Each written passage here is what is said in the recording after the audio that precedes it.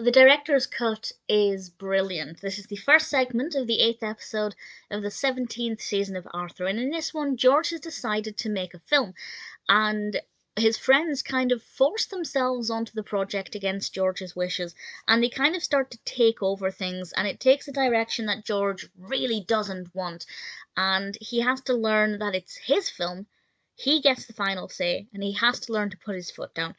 George was the perfect character for this because, as we know, George really doesn't like confrontation.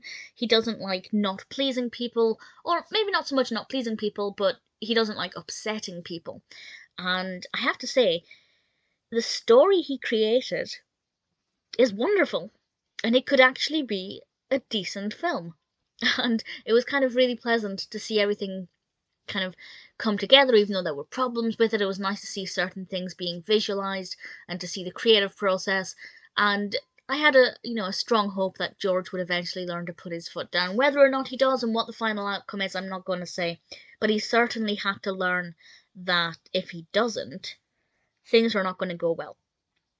And I really thoroughly enjoyed it. If you're a fan of films, of the process of creating a film, I think it's one that you'll really enjoy. The actual narrative that George came up with was pretty great, and I thought it sounded rather fabulous.